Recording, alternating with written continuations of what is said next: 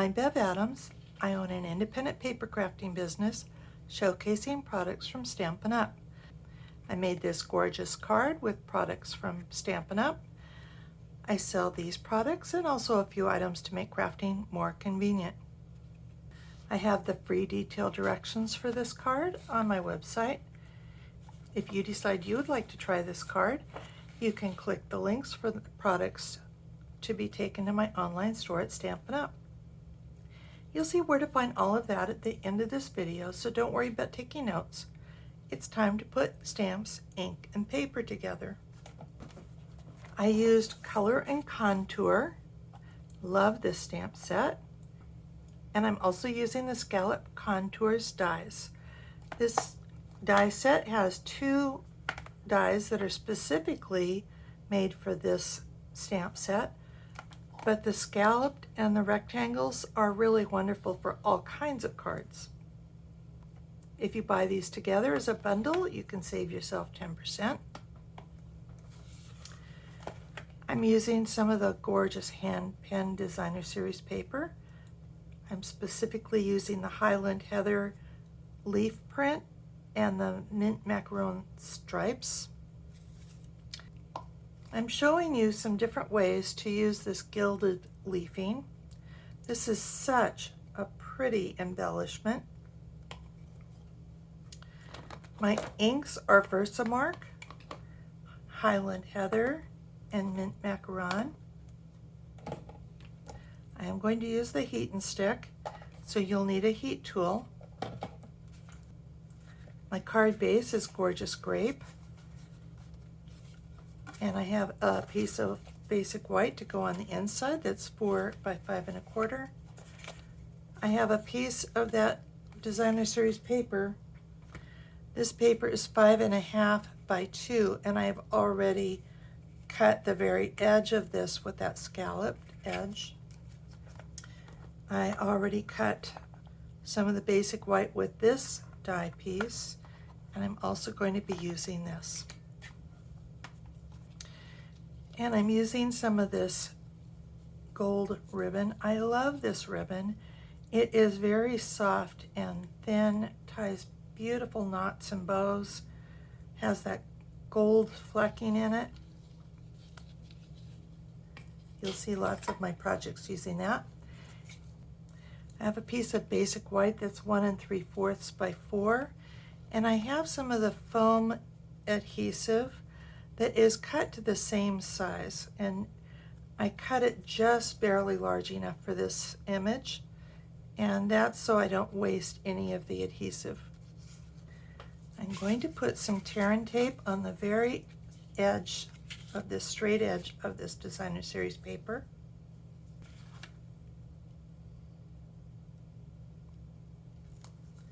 And you do want this right to the very edge.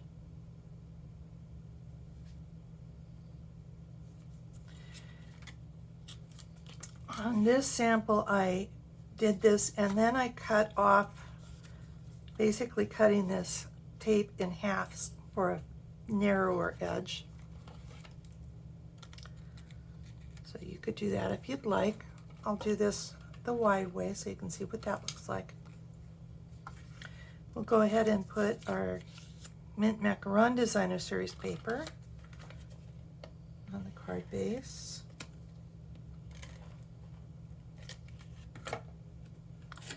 And anywhere from 1/2 inch to 3/4 inch up from the bottom. Go ahead and use mint macaron to stamp my greeting on the front. You are absolutely amazing. Pretty much right in the middle there.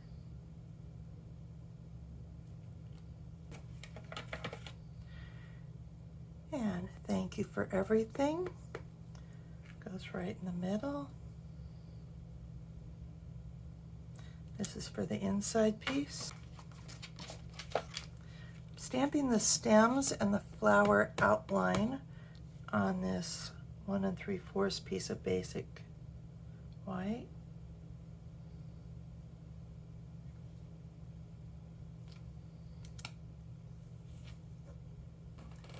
And then I'm going to clean this stamp.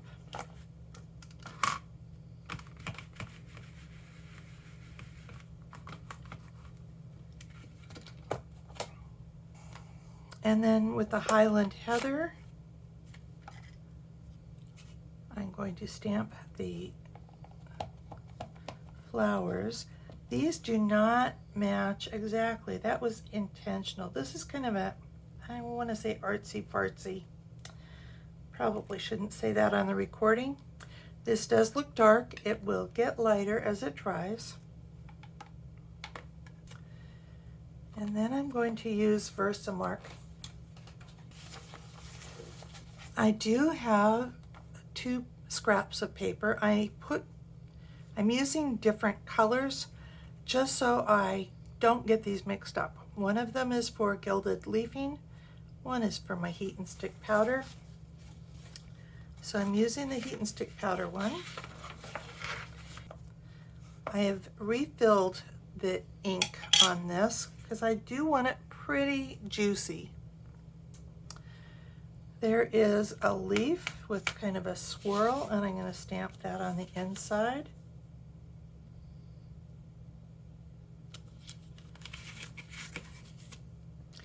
And I'm using the same outline to stamp over here. And we do not want it to be exactly, we could match it exactly, but we actually want to have some of that green showing around the gold. And as soon as possible, we want to put heat and stick powder on those.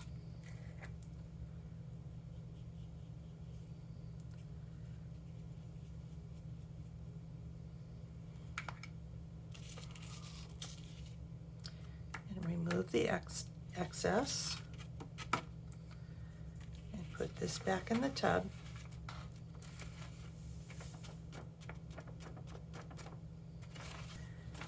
And then get out my gold leafing one. So I'll be ready for that. Using the heat tool to melt that heat and stick. And this works just like embossing powder, but this does not really give you a glossy look to it. This actually turns into adhesive. And it's a little bit harder to see when it's melting, especially this piece. It does get a little shiny. Okay, and as soon as that's done, we want to put our gold leafing on. And we're going to go ahead and dump some of that on there. The gold leafing is a little bit flyaway. It's very thin. I doubt that it's real gold. I have no idea. Originally it has been real gold, but I suspect this is simulated.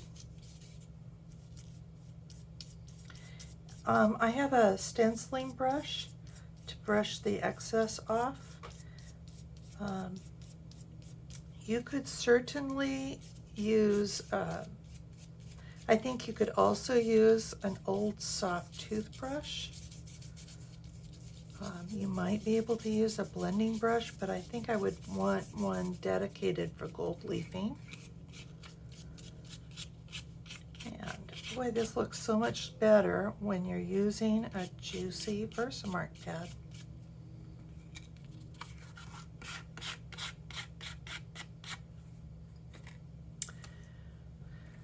So heat and stick powder is one way to get a design. You can also use tear and tape or other adhesives. So I'm tearing off the backing from that tear and tape and brushing my gold onto that. And I think that leaves a lovely border.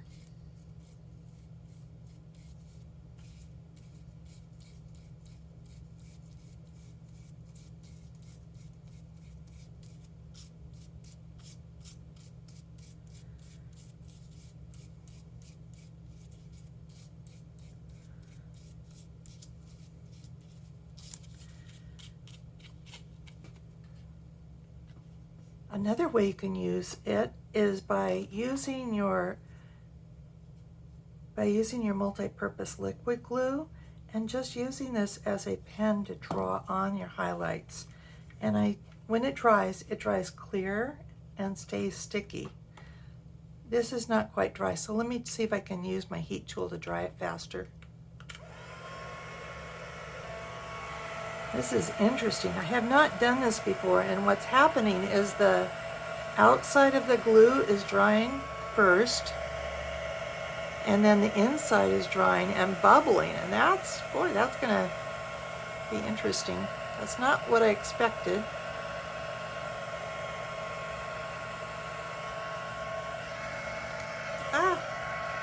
And do not get your heat tool to blow away your gilding.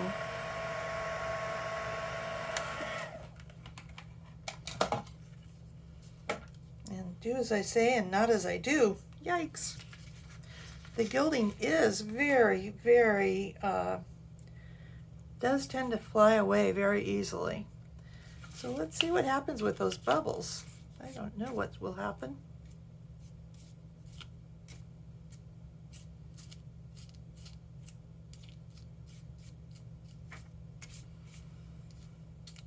Some of this glue is sticking to my brush. That's not a good thing.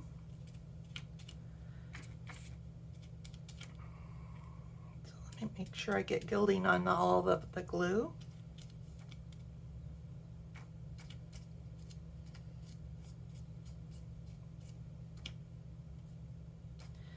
Boy, that bubbling makes me curious what I could do with that bubbling. There might be things that's exactly what you want to have happen.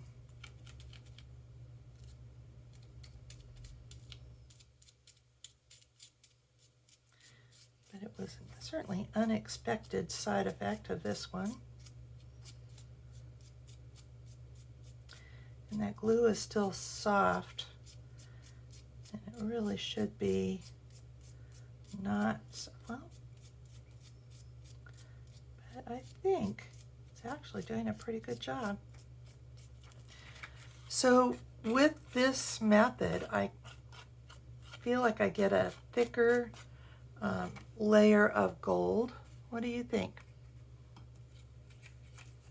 So here's my embossed with heat and stick. Here's my gold leafing, and here's with the tear and tape. Tear and tape is definitely the neatest and fastest way. Let me clean up some of this gold leafing. So I'm going to go ahead and put this on the inside of my card.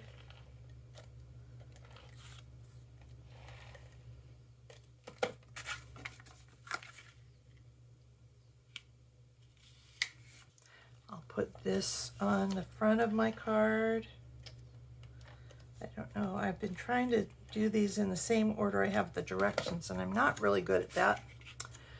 I wanted the scallop on the outside, so I'll put that to the outside and try and get it more or less lined up. We'll use dimensionals for our absolutely amazing. You might want to use the smaller mini dimensionals to get all the way to the, so you can get closer to the corners. And I think I want one in the middle too. I don't like these when they sag.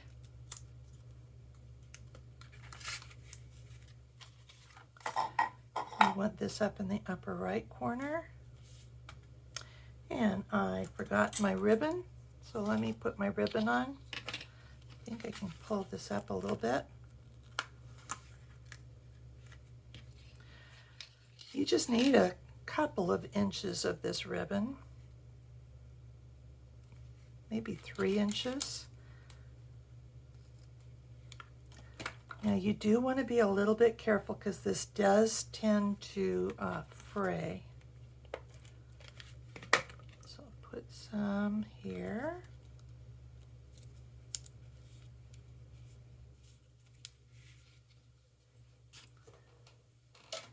Pulling in my little mini Stampin' Cut and Emboss. Before I cut that out, I want to put the foam adhesive sheet on it. These should be the same size. And you can see I have pieces, and that's okay. And then with this backing on,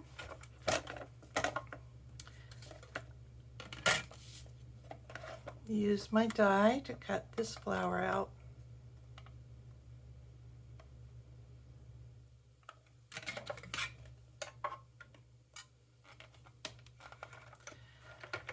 Let's see if I have to go through more than once. I think I did a good job of cutting that out.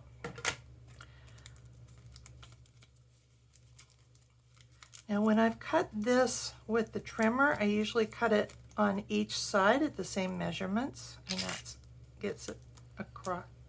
And that's the way I can get that cut all the way through. But this is nice because you've got pretty solid adhesive. And then pulling off the backing. And one of the disadvantages of using scraps is I have to pull both pieces of backing. And then I'm just kind of crossing this there. And that's it.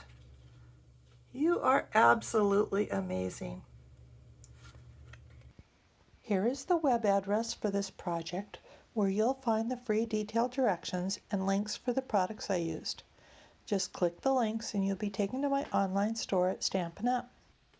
Also on my website, you can click Home near the top of the page to find lots of resources. Under Shop, you can find the products I offer to make crafting more convenient, how to get free products with my frequent shopper rewards, and a link to my online store at Stampin' Up!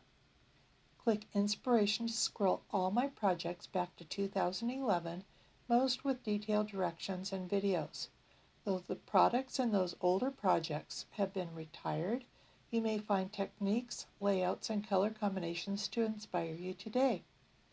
If you're new to stamping, you might want to take a look at the basics. You'll find out how to cut card bases and layers, and what's special about Stampin' Up!, and some of my favorite tools. Under Organization, you'll find tons of free resources such as catalog tabs, labels and case inserts, color tools, and much more. You can take a tour of my craft wall. More organization means more time for crafting. Come stamp with me here in Ventura County, California, or get the best deal of all and join my team of crafters. The team is called SIP Together, and it stands for Stamps, Ink, and Paper Together. The team is made of crafters who want to save money on the products they buy, share with a few friends, or grow a business like mine. Be sure to subscribe to my website and on YouTube. Talk to you soon. Bye.